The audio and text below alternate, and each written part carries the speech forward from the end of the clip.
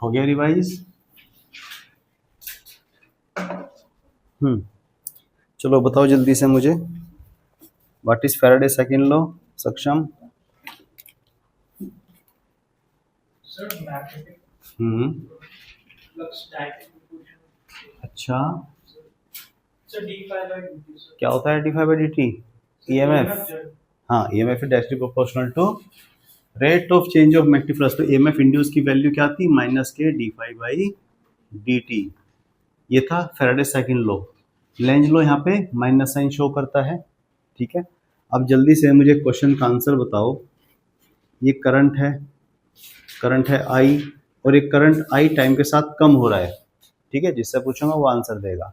Current time के साथ कम हो रहा है, इसके साइड में एक ये स्क्वायर लूप रखा हुआ है, और ये स्क्वायर लूप यहाँ पे रेस्ट पे है। अब मुझे बताओ इसमें क्या करंट इंड्यूस होगा? सोच लो, क्या इसमें करंट इंड्यूस होगा? तो होगा तो किस डायरेक्शन में?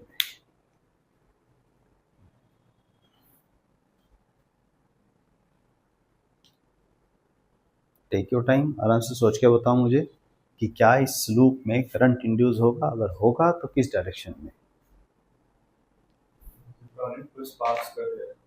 करंट पास कर रहा है, और ये current is decreasing with time, current कम हो रहा है।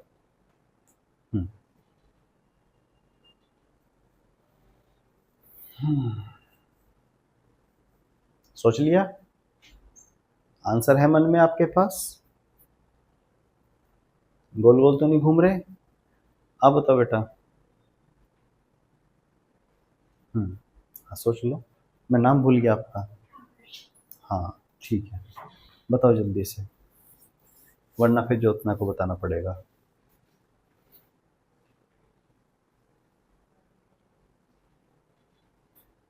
दो ही ऑप्शन है, या तो क्लॉक या एंटी क्लॉक, तीसरा तो कोई ऑप्शन ही नहीं है। बताओ।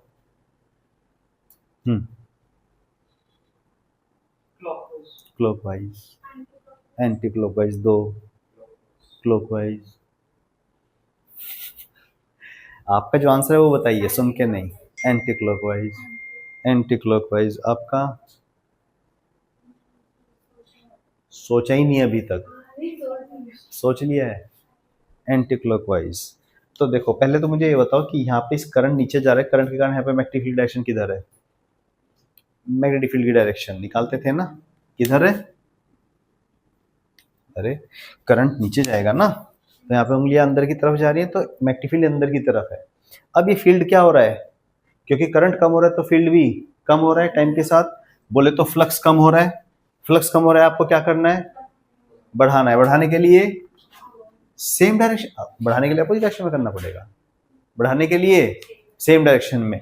तो सेम डायरेक्शन में मैग्नेटिक फील्ड कब आएगा? जब करंट क्लॉकवाइज। किसने बोला था? बोलो। हाँ बिल्कुल ठीक बोला था, एंटी क्लॉक वाले सुन के बोला था आप लोगों ने। हाँ, समझ में आ गया यहाँ पे आपने क्या बोला था? ठीक है, तो यहाँ पे मैग्नेटिक फील्ड की डायरेक्शन देखते हैं सबसे पहले, और उसके बाद देखते हैं फ्लक्स बढ़ रहा है या कम हो रहा है। फ्लक्स बढ़ रहा है तो कम करना है, कम हो रहा है तो बढ़ाना है। बैठ जाओ बेटा। ठीक है,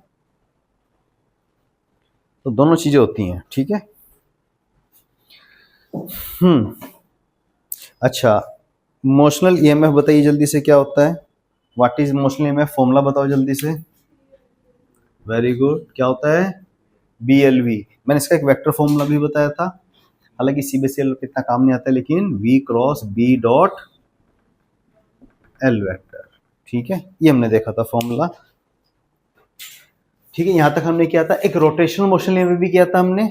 बोलो, रोटेशनल मोशन ईएमएफ कितना था?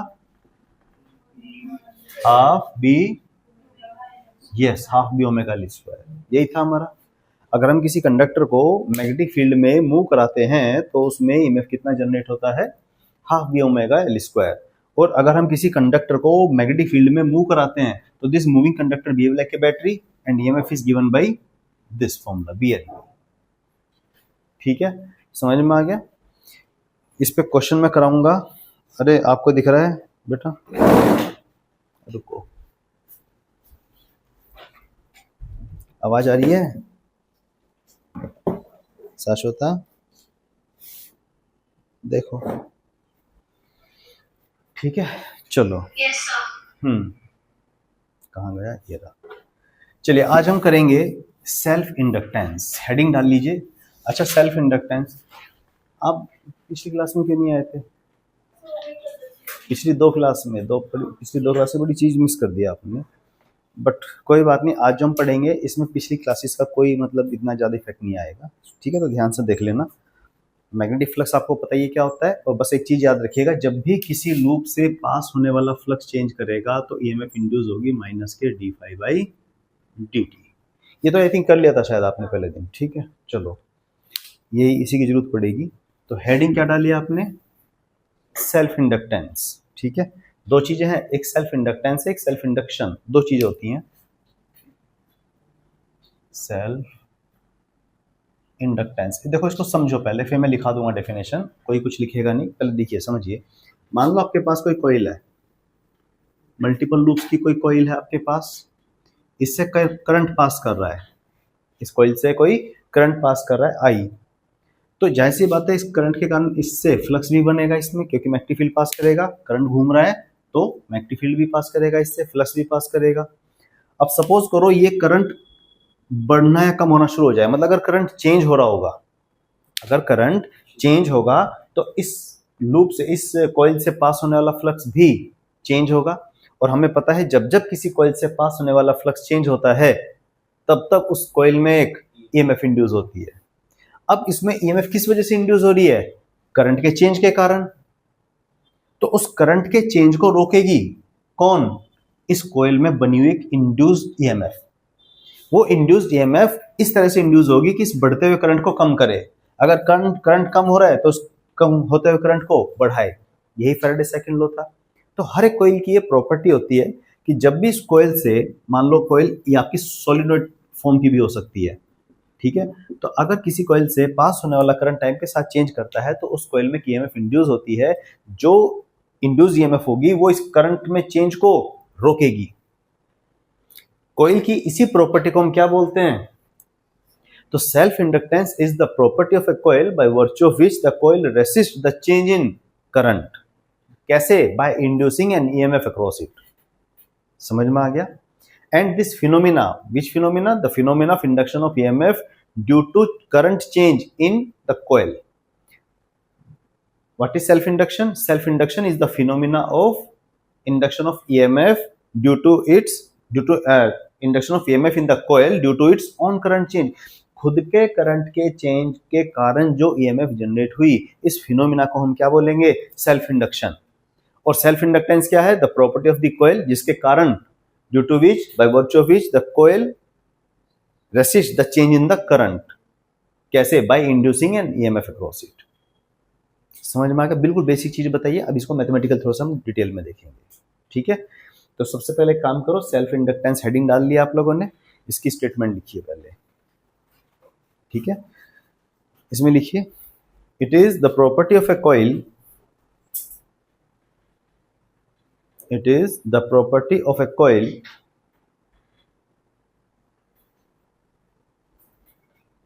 it is the property of a coil by virtue of which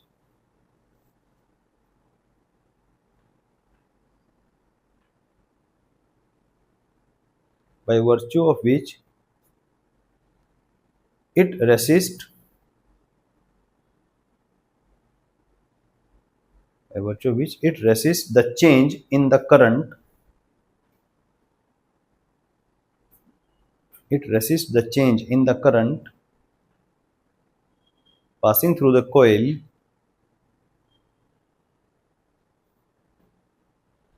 resists the change in the current passing through the coil by inducing an EMF across it, by inducing an EMF across it.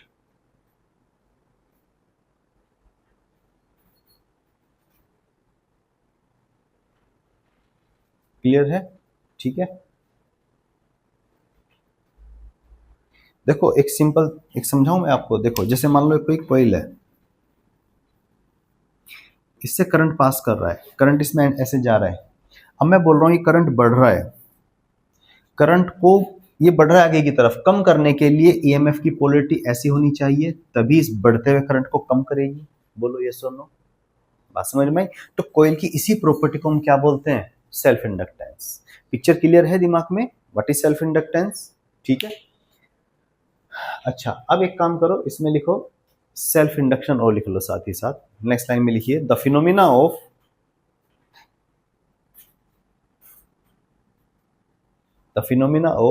induction of EMF, the phenomena of induction of EMF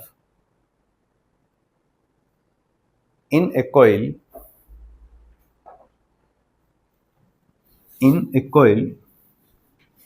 due to its own current change, due to its own OWN, खुद के current के change के कारण, due to its own current change is called self induction। उसको हम क्या बोलते हैं? Self induction.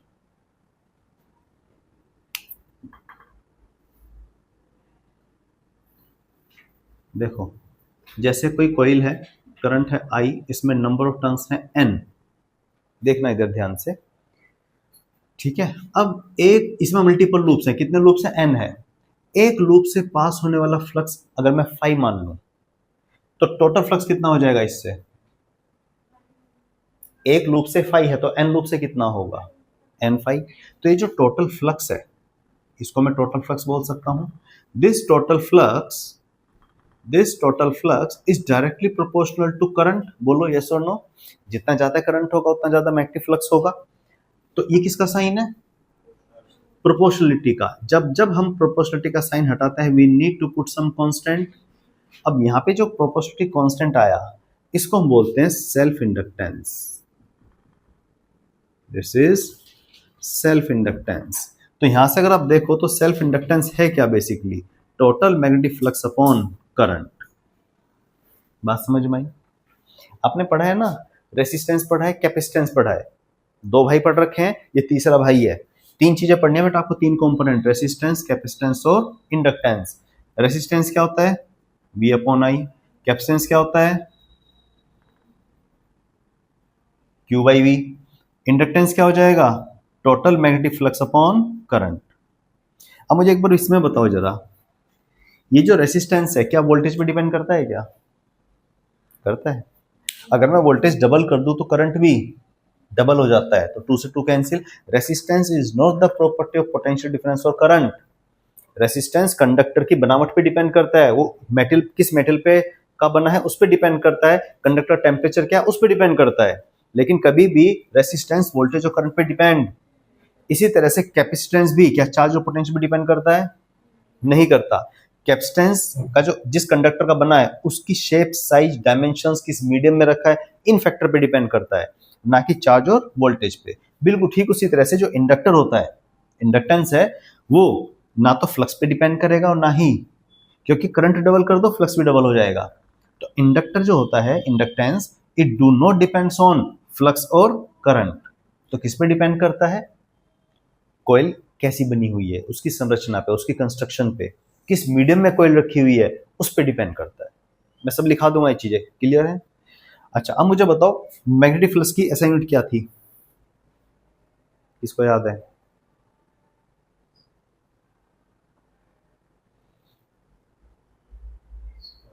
मैग्नेटिक फ्लक्स की SI यूनिट क्या होती है? वेबर। Very good. क्या यूनिट होती है? वेबर। और करंट की क्या होती है? एम्पियर। तो वेबर पर एम्पियर किसकी SI यूनिट हो जाएगी? सेल्फ इंडक्टेंस की। तो सेल्फ इंडक्टेंस को वेबर पर एम्पियर बोले या हम इसको हेनरी बोलें, बात एक ही है। बात समझ में आई? तो इसकी SI यूनिट क्या हो जाएगी? वेबर पर एम्पियर। अच्छा, मैग्नेटिक फ्लक्स की SI यूनिट वेबर के अलावा एक और भी थी, टेस्ला। मैग्नेटिक फील्ड की होती है, तो फ्लक्स की क्या हो जाएगी? Tesla metre square. तो टेस्ला मीटर स्क्वायर पर एम्पियर, ये सब क्या है? Henry. SI unit of self inductance. ठीक है, इसको यहां तक लिखो जल्दी से। कोई चीज ऐसी जो नहीं समझ में आई हो पूछ लो।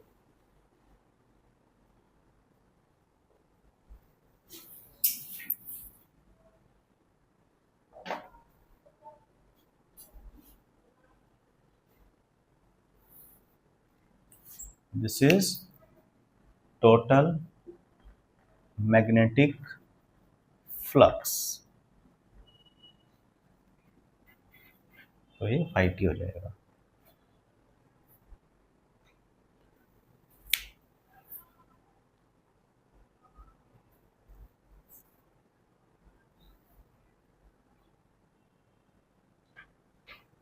क्या है इसकी एसआई यूनिट्स।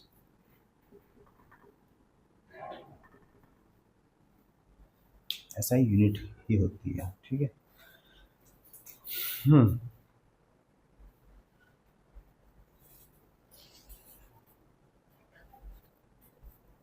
क्या अंश रेसिस्टेंस स्केलर है, vector resistance scalar, capacitance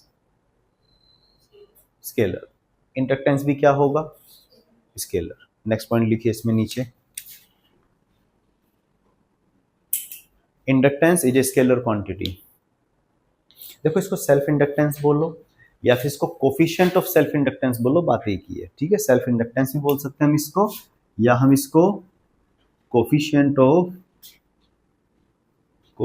of self inductance, ठीक है। तो याद रखना है, इसको हम एल से डिनोट करते हैं। लिख लिया, self inductance is a scalar quantity, ठीक है।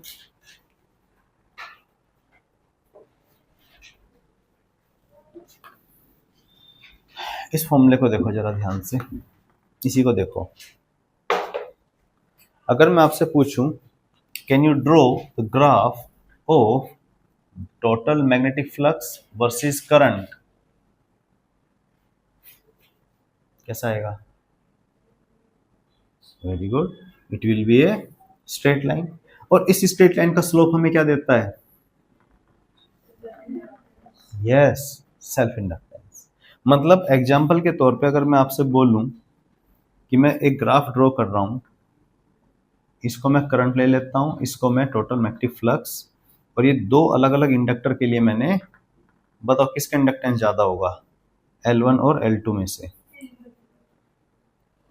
इस वाले केस में क्या है, जितना ज्यादा स्लोप उतना ज्यादा इंडक्टेंस, क्योंकि ये एक्सिस क्या है फाई और ये आई, तो रेशो क्या होगा इसका, self inductance L greater the slope greater the. यहाँ पे मैंने क्या किया है, मैंने एक्सिस उल्टे कर दिए, तो अब यहाँ पे स्लोप क्या देगा हमें 1/L। Very good. अब यहाँ पे जो स्लोप देगा वो देगा 1/L की वैल्यू। तो यहाँ पे जिसका स्लोप बड़ा होगा उसका इंडक्टेंस छोटा होगा। किसका बड़ा है, बोलो, समझ में आई बात, ठीक है। क्योंकि एमसीक्यू में कैसे भी क्वेश्चन आ सकते हैं, लिख लो जल्दी से, ग्राफ बना लो।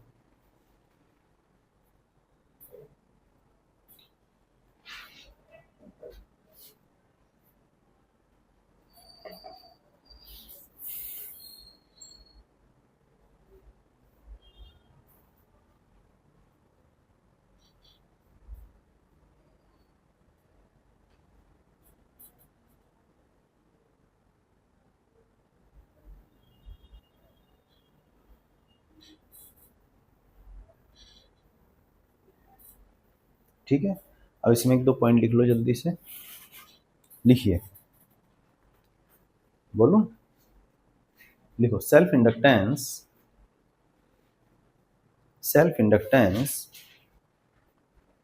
Do not depends on, self inductance, तुम कैसे नोट्स बना रहे हो आज, अच्छे से बनाओ। Self inductance do not depends on क्या, मैग्नेटिक फ्लक्स एंड या और current. It do not depends on magnetic flux और करंट। नेक्स्ट लाइन में लिखिए, सेल्फ इंडक्टेंस डिपेंड्स ऑन, तो किस चीज पे डिपेंड करता है, लिखिए, shape and size of the coil, shape and size of the coil means उसकी कंस्ट्रक्शन कैसी है उस पर डिपेंड करेगा,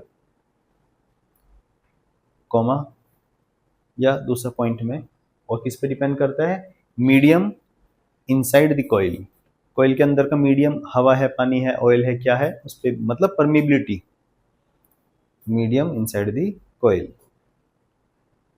ठीक है, तो कोयल की कंस्ट्रक्शन कैसे, कितने टर्न है उसमें, इसका क्रॉस सेक्शन एरिया कितना है, मतलब उसकी कंस्ट्रक्शन पे डिपेंड कर रहा है, और दूसरा इसके अंदर एयर है या क्या मीडियम है उस पर डिपेंड करेगा। ठीक है, इसी तरह से कैपेसिटेंस भी अगर आपको याद हो तो कैपेसिटेंस भी कुछ इसी तरह से डिपेंड करता था। कैपेसिटेंस किस पे डिपेंड करता था, प्लेट एरिया, इनके बीच का डिस्टेंस, क्रॉस सेक्शन एरिया, इसके बीच का मीडियम, परमिटिविटी, याद है, बिल्कुल उसी का भाई है ये भी इंडक्टर। दोनों में क्या डिफरेंस है, याद कीजिए, कैपेसिटेंस को मैंने आपको बताया था, कैपेसिटेंस वोल्टेज में चेंज को रोकता है। कैपेसिटेंस क्या करता है, रेसिस्ट चेंज इन वोल्टेज, उसका भाई inductor, it resist change in current. बात समझ में आई? ठीक है, ये है, ये लिख लिया यहां तक। अच्छा, अब आगे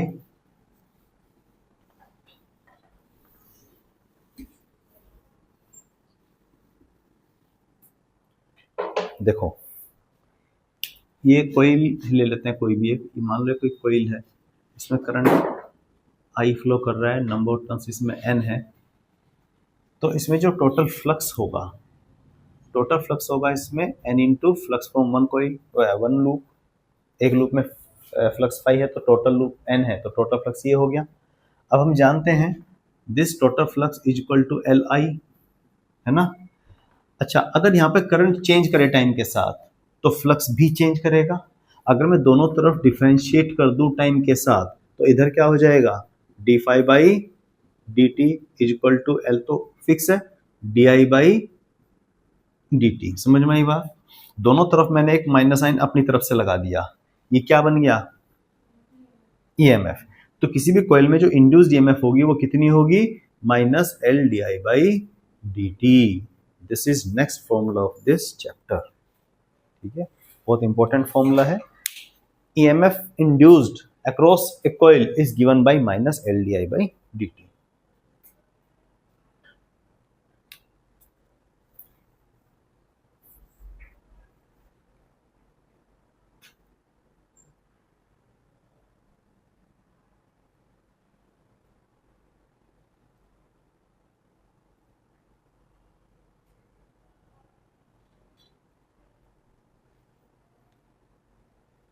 डन।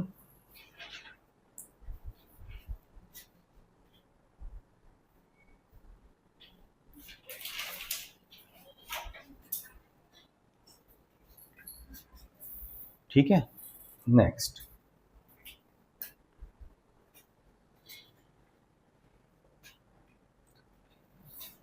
हटा दो इसको।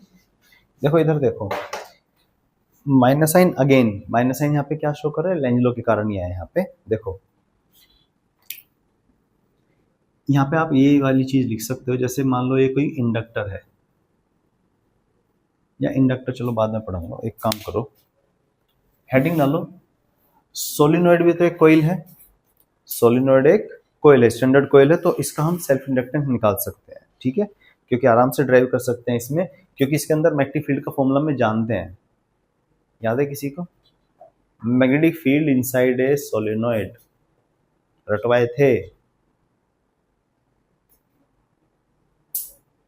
भूल गए, देख के बताओ पीछे से। देखो, भूलने का मतलब जानते हो, भूलने का मतलब है आप रिवाइज नहीं कर रहे घर पे जाके, जब तक आप रिवाइज नहीं करोगे कोई फायदा नहीं होगा। हाँ भाई, क्या रटवाए थे ना, और स्पेशल लिखवाए भी थे पूरे चैप्टर के एक जगह, न्यूटन है, एन क्या है यहाँ पे, नंबर ऑफ टर्न्स पर unit length, not only number of turns. Magnetic field का जो फॉर्मूला होता है सोलेनॉइड के अंदर वो होता है B equal to mu naught small n I, क्योंकि टोटल नंबर ऑफ टर्न्स है n, total number of turns upon length, this is small n. ठीक है, मैंने उस टाइम बताया था जब सोलेनॉइड पढ़ाया था। ठीक है, चलिए कोई बात नहीं, तो हेडिंग डाल लीजिए, self inductance of a long solenoid,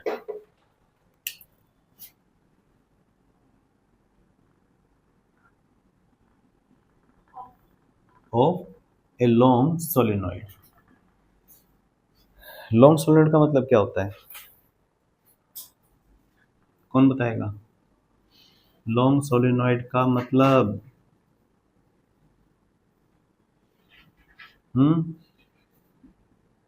ये इसकी लेंथ है ना, और ये इसका रेडियस है। तो लॉन्ग सोलिनॉइड का मतलब जानते हैं, जब length is far greater than its radius, ऐसी टाइप की सोलिनॉइड को हम बोलते हैं लॉन्ग सोलिनॉइड। इसका फायदा क्या होता है? इसका फायदा ये होता है कि जो इसके अंदर मैग्नेटिक फील्ड लाइंस होंगी वो यूनिफॉर्म होगी। Magnetic field lines are uniform. Uniform का मतलब magnetic field lines are equidistance from each other and parallel to each other. Uniform का मतलब ये होता है, ठीक है, कि डायरेक्शन हर एक पॉइंट पे सेम होगी और मैग्नीट्यूड हर एक पॉइंट पे सेम होगा, ठीक है। यूनिफॉर्म का मतलब ये होता है। चलिए खैर, सोलिनॉइड का क्या निकालना है हमें? Self inductance. इसमें मान लेते हैं करंट आई है, टोटल नंबर ऑफ टर्न्स हम इसमें मान लेते हैं कैपिटल एन है, ठीक है। एक चीज बताओ मुझे, मैग्नेटिक फ्लक्स, एक काम करो पहले मैग्नेटिक फील्ड बताओ, magnetic field inside the solenoid. बोलो फॉर्मूला क्या बताया था आपने? म्यू नॉट एन आई, यही बताया था आप लोगों ने फॉर्मूला, ठीक है। मैग्नेटिक फील्ड ये है हमारा। अच्छा, मैग्नेटिक फील्ड अगर ये है और लूप इसमें बहुत सारे, तो एक लूप से पहले बताओ magnetic flux from one loop, एक लूप से कितना फ्लक्स होगा? बी इंटू ए, है ना। एरिया वेक्टर जिधर है उधर ही मैग्नेटिक फील्ड है सेम डायरेक्शन में, तो बी ए कॉस जीरो, कॉस जीरो 1 होता है, ठीक है। तो बी कितना है हमारा? बोलो, अरे बोलो, म्यू नॉट एन आई। एरिया, एरिया को ए लिख दें। वैसे एरिया कितना होगा इस सर्कुलर लूप का? Pi r square, r is radius of the coil.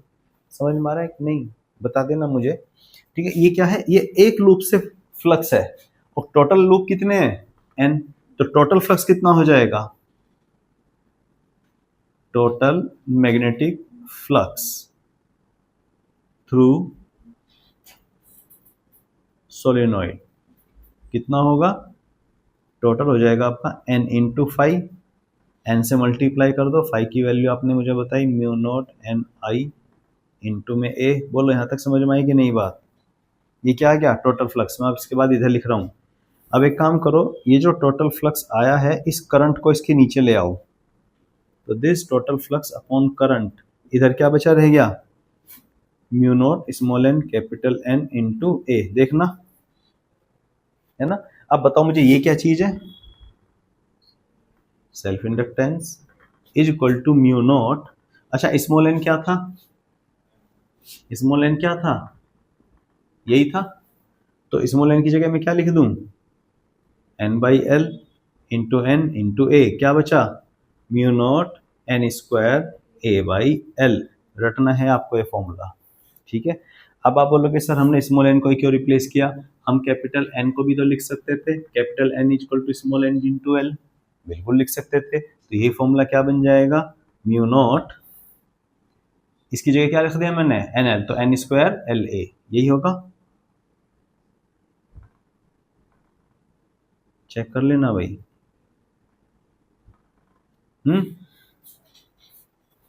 यही होगा ना। तो सेल्फ इंडक्टेंस का फॉर्मूला ये लिखो, या आप इसको ये लिखो, बात एक ही है। ये जो बॉक्स में लिखा है ये है self inductance of a long solenoid, ठीक है। और ये डेरिवेशन इंपॉर्टेंट है। इनफैक्ट ये जो पूरा टॉपिक है आज का self inductance, board point of view से बहुत इंपॉर्टेंट है। बोर्ड में इस चैप्टर से जो क्वेश्चन बनता है या तो सेल्फ इंडक्टेंस से बनेगा या म्यूचुअल इंडक्टेंस से मेजरली, ठीक है। तो सेल्फ इंडक्टेंस यहाँ तक समझ में आ गया, ठीक है। इसको लिख लो।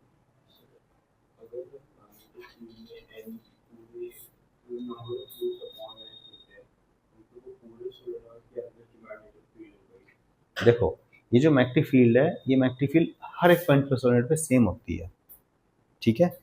तो अब आप क्या पूछ रहे हो?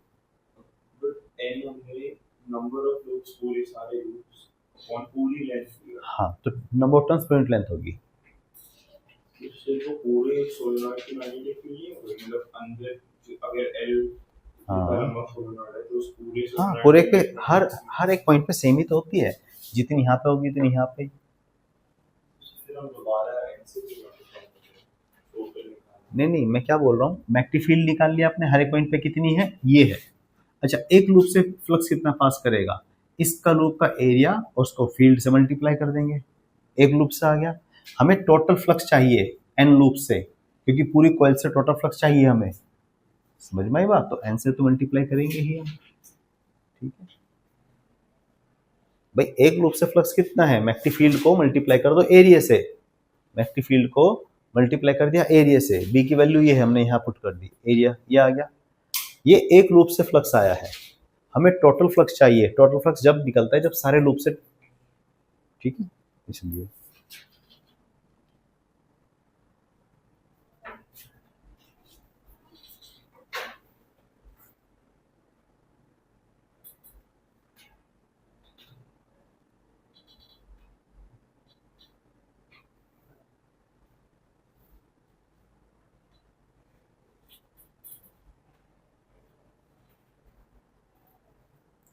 म्यू नॉट कैपिटल एन का square, capital mu naught N square A by L, इसको याद याद करो, मनी मन में 10 बार रिपीट करो, उच्चारण करो इस फॉर्मूले का मनी मन में, क्योंकि इस फॉर्मूला बेस्ड कंसेप्चुअल क्वेश्चन बहुत बनते हैं।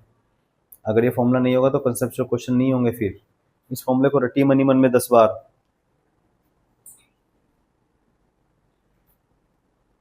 अब आप बोलोगे सर हमें कैसे पता चलेगा कि ये फॉर्मूला लगाना है कि ये फॉर्मूला लगाना है ना, कंफ्यूज हो जाओगे। पहले फॉर्मूला रटो फिर बताता हूँ, ये लिख लिया इधर का,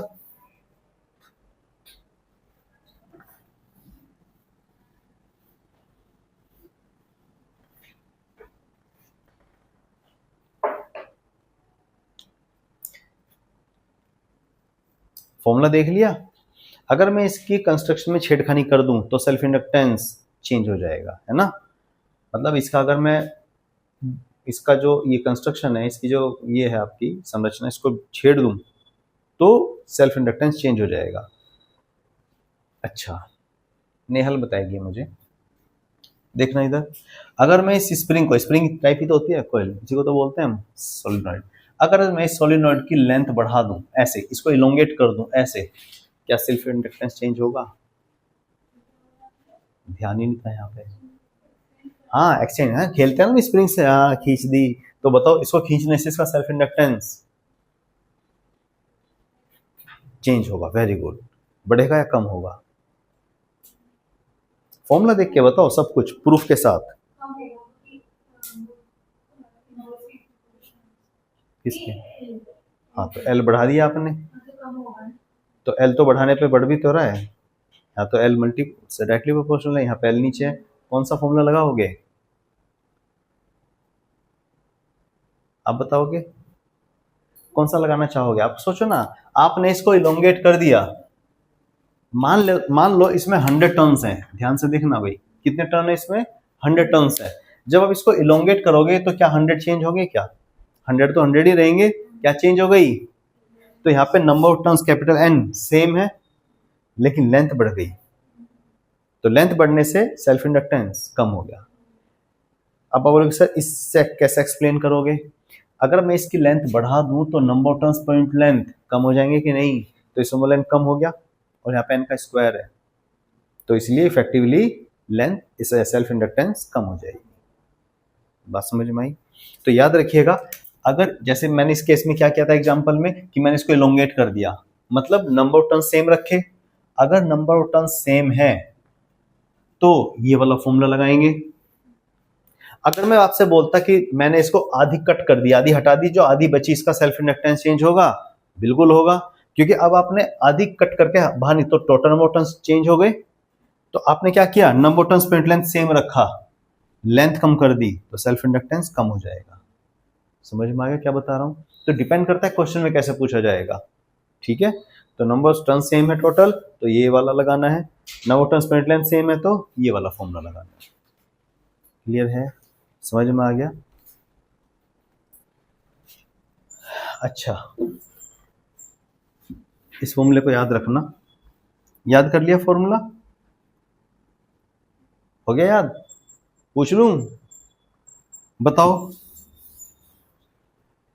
L is equal to hmm, mu capital N mu नहीं, म्यू नॉट। mu naught हम्म, n square हाँ, AL ये पहला। एन कौन सा, स्मॉल एन या कैपिटल? हाँ ठीक है, दूसरा। फिर दूसरा है हम्म, mu naught hmm, capital N square hmm, A upon L। ठीक है, वेरी गुड। ठीक है, समझ में आ गया? फॉर्मूला याद करना है, याद नहीं है तो फिर क्वेश्चन नहीं होंगे। अच्छा एक चीज देखो, ये जो इंडक्टर है इसमें मैग्नेटिक फील्ड है ना, तो मैग्नेटिक एनर्जी भी होगी, है ना। देखो, अब याद करो, जब हम कैपेसिटेंस पढ़ते थे तो कैपेसिटेंस में एक प्लेट पर अगर पॉजिटिव चार्ज है तो दूसरी पे नेगेटिव, तो इसके अंदर एक इलेक्ट्रिक फील्ड जनरेट होता था, पॉजिटिव टू नेगेटिव। तो किसी रीजन में अगर इलेक्ट्रिक फील्ड है तो इसका मतलब उसके अंदर इलेक्ट्रोस्टैटिक पोटेंशियल एनर्जी स्टोर होती थी। फॉर्मूला याद है इलेक्ट्रोस्टैटिक पोटेंशियल एनर्जी का? याद है? हाफ सी वी स्क्वायर या हाफ क्यू वी या क्यू स्क्वायर बाई टू सी। तो जब कैपेसिटेंस में इलेक्ट्रिक फील्ड के कारण इलेक्ट्रोस्टैटिक पोटेंशियल एनर्जी स्टोर होती है, इसी तरह से यहाँ पे कौन सा फील्ड है? मैग्नेटिक। मैग्नेटिक अगर फील्ड है तो यहाँ पे भी एक एनर्जी बनेगी। वो जो एनर्जी होगी उस एनर्जी का फॉर्मूला है half L I square. This is very much analogous to half C V square. तो एनर्जी कितनी होगी? Half L I square. Half L is self inductance, I is current. तो अगर आप इसका ग्राफ देखो, अब आप बोलोगे सर इसका डेरिवेशन सिलेबस से हटा रखा है सीबीएसई ने, पर मैं आपको बता देता हूँ कैसे करते हैं। अगर आप इसका ग्राफ ड्रॉ करोगे, किसका? U versus I, current positive हो या नेगेटिव हो उसका स्क्वायर हमेशा पॉजिटिव रहेगा। तो this graph is non linear, this is upward parabola. ठीक है, this is U versus I graph of, this is what? Energy, magnetic energy है ये। This is energy stored in an inductor। लिख के छोड़ दो, बना लो जल्दी से।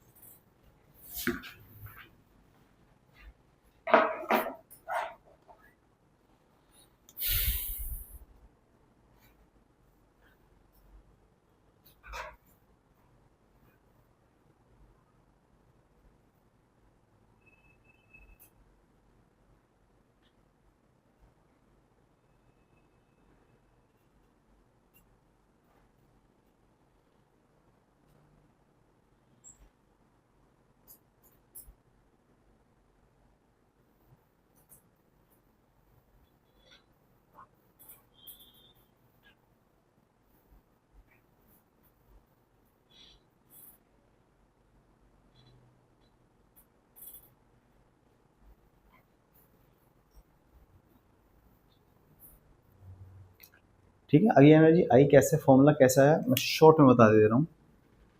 जब भी किसी कंपोनेंट के क्रॉस मान लो वोल्टेज पोटेंशियल डिफरेंस है V, करंट है I, तो एनर्जी का फॉर्मूला होता है, पावर होती है, पावर का फॉर्मूला होता है VI, है ना। तो एनर्जी का फॉर्मूला होता है इंटीग्रेशन ऑफ VI dt।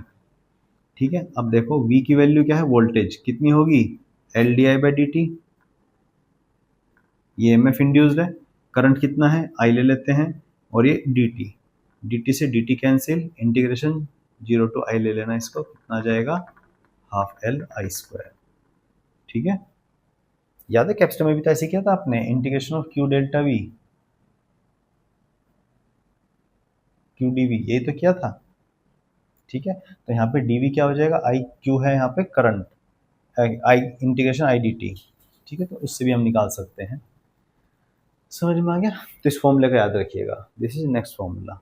ठीक है, फॉर्मूला सिलेबस में नहीं है तो, लेकिन मैं नोट्स दूंगा उसमें साफ साफ लिखा हुआ है कैसे ड्राइव किया है, ये मैंने शॉर्टकट में बताया है। ठीक है,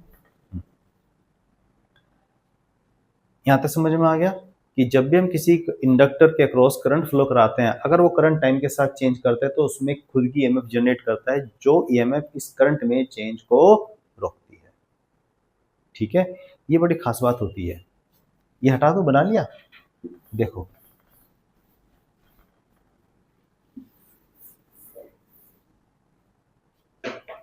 इंडक्टर, इंडक्टर एक डिवाइस है, इस कॉइल को इंडक्टर बोलते हैं हम, बेसिकली डिवाइस हो गया। तो इंडक्टर क्या है, जैसे ये कोई कॉइल है, ठीक है, करंट पास कर रहा है, इससे करंट फ्लो कर रहा है आई। अब ध्यान देना, इस इंडक्टर में अगर मैं बोल रहा हूं दिस करंट इज इंक्रीजिंग, ये करंट क्या हो रहा है, बढ़ रहा है टाइम के साथ।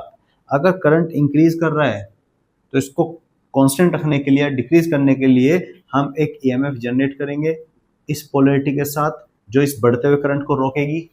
बोलो। और इसी तरह से अगर सेम इंडक्टर में सब कुछ सेम है, मोबाइल जलाओ भाई, अंधेरा हो गया।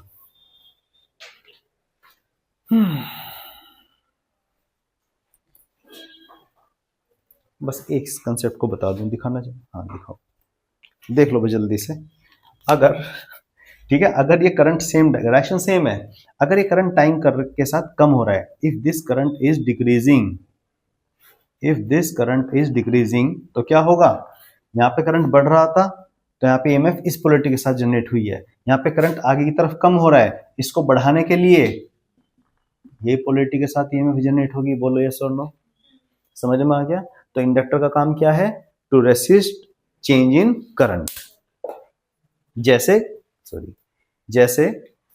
कैपेसिटर का काम क्या था, to resist change in voltage. Inductor का काम क्या है, to resist change in current. ठीक है।